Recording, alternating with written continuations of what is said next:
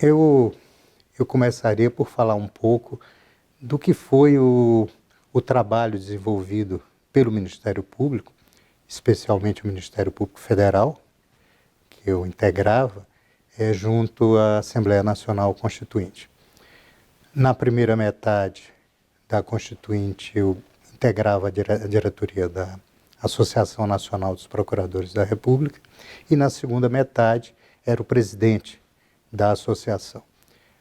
A associação foi a responsável, eu diria, pela quase integralidade do trabalho que foi desenvolvido pelo Ministério Público junto à Constituinte. E como começou esse trabalho? Começou já na época da Comissão Afonso Arinos, da chamada Comissão dos Notáveis, porque Sepúlveda pertence, então Procurador-Geral da República, integrava a Comissão Afonso Arinos. E, desde o primeiro momento, ele se transformou, digamos, numa espécie de porta-voz das posições dos procuradores da República na Comissão dos Notáveis. Embora até pessoalmente tivesse alguma divergência num ou noutro ponto com as posições. Por exemplo, era uma posição da classe a manutenção da Advocacia da União, naquela época a cargo do Ministério Público Federal. E Pertence não concordava com isso, mas a despeito disso, ele levou adiante. Então, na verdade, quando a Comissão Afonso Arinos apresenta o resultado do seu trabalho, aquele anteprojeto de Constituição, ali estavam, pelo menos em boa parte, as posições do Ministério Público Federal e, claro, também do Ministério Público dos Estados. Havia essa dicotomia. As nossas posições em relação ao Ministério Público dos Estados não coincidiam em todos os temas. Coincidiam em grande parte, mas em alguns temas havia peculiaridades no Ministério Público Federal e no Ministério Público dos Estados que, digamos, reclamavam soluções distintas, essa coisa toda. Bom, instalada a Assembleia Nacional Constituinte, a associação passou, então, a desenvolver um trabalho diário e, naquela época, inclusive fins de semana, feriados e tudo mais, sempre que a Constituinte estava reunida, desde o trabalho das subcomissões, né, até chegar ao final com a Comissão de Sistematização e o plenário. Esse trabalho da Associação Nacional dos Procuradores da República foi conduzido sempre sob a coordenação do Álvaro Augusto Ribeiro Costa, que era integrante da carreira. Depois foi advogado-geral da União. Bem, ao final quando chegamos ao texto final, nós vimos que grande parte das propostas levadas pelo Ministério Público tinham sido acolhidas no texto. Alguns pontos acabaram rejeitados e eu destacaria, por exemplo, a questão da escolha do Procurador-Geral da República. Previu-se que nos estados a escolha seria mediante a formação de uma lista tríplice, e formada por votação pela classe, e o governador escolhendo entre eles. No caso do Procurador-Geral da República, isso sempre foi rejeitado em todos os momentos da Constituinte. Sempre insistiu-se que, dizia-se sempre, o Planalto não aceita essa posição. E então ficou a escolha livre pelo presidente da República, dentre os integrantes da carreira, submetida à aprovação do Senado. Tentamos ainda, pelo menos, limitar as reconduções, porque no Ministério Público dos Estados nós temos permitida uma recondução. E em relação ao Procurador-Geral da República, permitida a recondução. Mas nem a troca do artigo do A pelo 1 foi possível, é apenas um exemplo de posições que não foram acolhidas. Como também não foi acolhida a questão da manutenção da Advocacia da União com a criação do órgão próprio, a Advocacia Geral da União. Mas, no geral, quer dizer, as nossas propostas do Ministério Público Estadual, do Ministério Público da União, foram amplamente acolhidas e sempre se repete, pelo menos os integrantes do Ministério Público, que nenhuma instituição teve um crescimento, uma ampliação em todos os aspectos como teve o Ministério Público. E eu suspeito para falar disso, mas acho que isso tem muito a ver com o trabalho que foi desenvolvido pelos membros do Ministério Público, seja da União, seja dos Estados. Porque, na verdade, se havia preocupações corporativas, e havia, mas elas eram de longe superadas por preocupações institucionais. Quer dizer, trabalhou-se essencialmente para ampliar as atribuições do Ministério Público e para, digamos, criar ferramentas para que essas atribuições pudessem ser exercidas. E disso, eu sempre falo, a Constituinte foi um momento extraordinário para o país em geral e para o Ministério Público em particular. Quer dizer, a instituição que sai da Constituinte é uma instituição inteiramente nova e uma instituição amplamente fortalecida. Há muitos aspectos positivos, quer dizer, que se pode, a respeito dos quais se pode falar em relação ao Ministério Público depois da Constituição de 1988. O primeiro que eu destacaria foi a capacidade que teve a instituição de dar concretude aos dispositivos constitucionais. Porque, na verdade, a Constituição, como disse, ela consagrou um avanço institucional imenso. E esse avanço, por ser um avanço imenso e por ser um avanço ousado, seria perfeitamente possível que grande parte dele ficasse, digamos, como letra morta, que ficasse, na verdade, um avanço previsto no texto da Constituição e confinado à letra dos dispositivos constitucionais sem que aquilo ganhasse vida. E eu acho que o Ministério Público conseguiu, sim, dar vida a grande parte, não a tudo, mas a grande parte dos dispositivos, das normas constitucionais que renovaram e que revigoraram a instituição. E fez isso, digamos, exercitando essas novas atribuições. Quer dizer, essas atribuições não ficaram previstas no texto e relegadas, abandonadas, não. O Ministério Público se esforçou, todo o Ministério Público brasileiro, para implementar, para exercitar aquelas atribuições desde o início. Acho que só isso já é bastante positivo, já é uma coisa bem positiva. A outra coisa que também eu destacaria desse percurso é a questão da firmeza com que o Ministério Público tem exercido as suas atribuições constitucionais. E, aliada a essa questão da firmeza, a capacidade de resistência às pressões que naturalmente surgem em decorrência do exercício dessas atribuições. Né?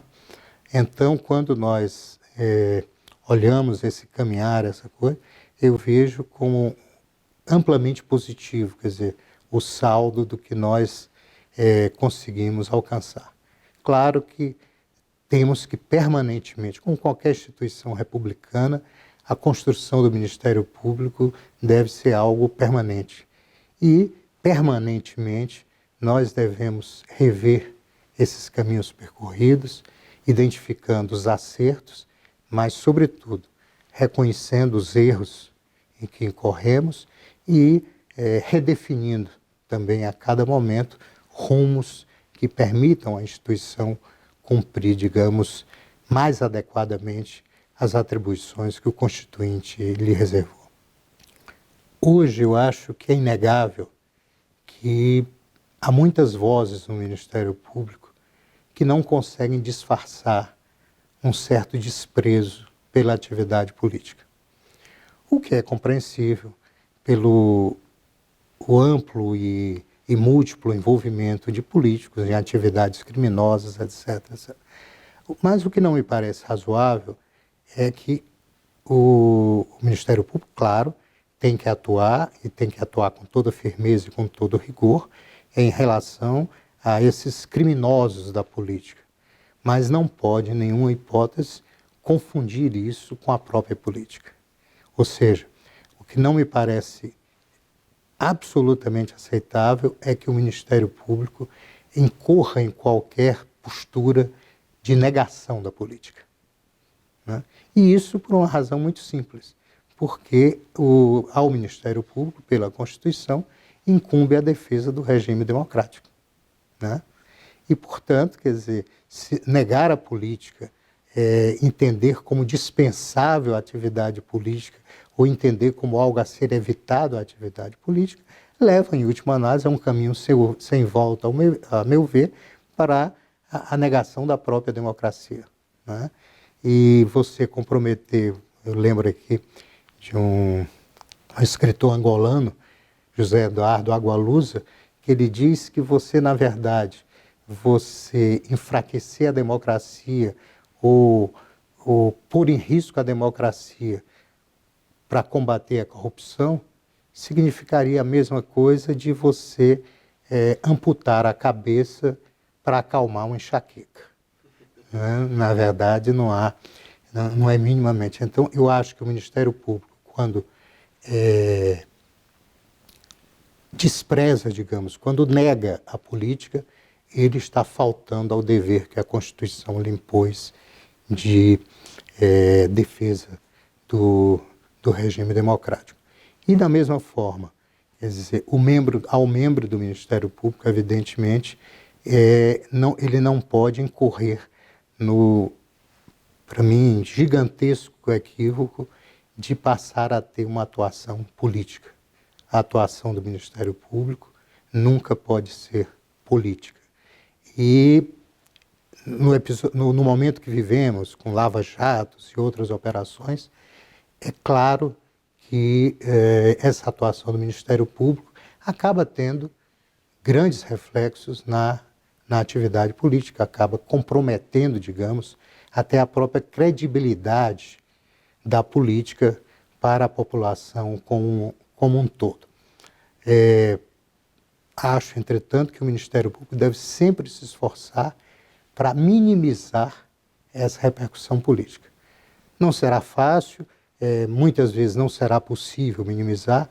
Agora, o que é inaceitável para mim é que o Ministério Público, membro do Ministério Público, busque, como infelizmente às vezes tem ocorrido, maximizar essa repercussão política do seu trabalho. Porque aí realmente eu acho que ele exorbita das suas atribuições. Eu disse em uma oportunidade, falando a colegas do Ministério Público do Estado, que, na verdade, quando a sociedade brasileira clama por mudar o Brasil, é a mais legítima e a mais urgente pretensão do povo brasileiro. Quando o Ministério Público, entretanto, brada por mudar o Brasil, ele está exorbitando das suas atribuições, está usurpando uma atribuição que não pode ser sua e, enfim, tem um comportamento absolutamente inaceitável.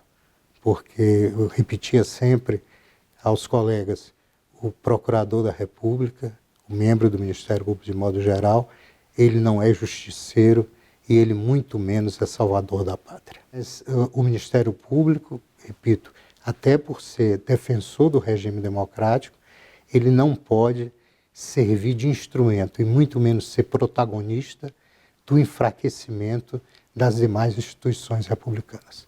O Ministério Público, ao contrário, tem que trabalhar por fortalecer o Poder Legislativo, o Poder Judiciário, o Poder Executivo, quer dizer, e buscar sempre um trabalho e uma convivência o mais harmônica possível com ele.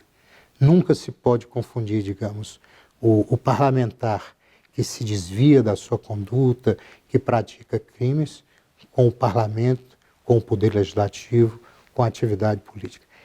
Esse aspecto, quer dizer, desse arrefecimento, me parece essencial até para se assegurar a longevidade, digamos,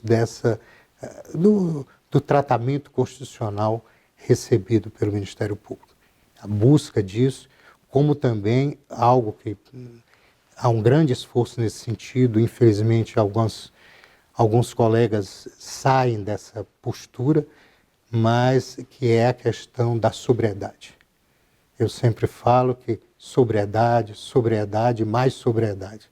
A sobriedade é atributo essencial e inerente ao membro do Ministério Público. E a busca do espalhafato, a busca do estrépito, do personalismo. Personalismo é outro risco imenso para o Ministério Público, porque o Ministério Público ele não tem donos e não comporta personalismo. Então, esse tipo de atitude, ele, longe de contribuir para o trabalho do Ministério Público, ele prejudica esse trabalho, até inviabiliza em muitos aspectos esse trabalho. O pior de tudo, a pior dos mundos, é quando, eventualmente, alguém, para atrair os holofotes da mídia, digamos, coloca alguém em verdadeiros, mais uma vez a expressão é da Agualusa, em verdadeiros patíbulos virtuais. Isso é absolutamente inaceitável. Então, o que eu vejo como essencial para que a caminhada do Ministério Público continue com êxito, com segurança, eu poderia resumir em serenidade. Equilíbrio, serenidade, sem abrir mão da firmeza. Não, eu sou daqueles que acham que podemos seguir por muitos anos, podemos e devemos seguir por muitos anos com a Constituição de 88. Para falar apenas do Ministério Público, como eu disse, nós conseguimos dar concretude a grande parte das disposições constitucionais relativas a essa instituição. Mas ainda há muito a ser feito. Há muitos territórios, digamos, nessa área das atribuições do Ministério Público a serem desbravados. Eu acho que nós temos que continuar aplicando a Constituição de 88, fazendo os ajustes, os pequenos ajustes que se façam necessários, mas trabalhando, enfim, sempre para dar efetividade a ela.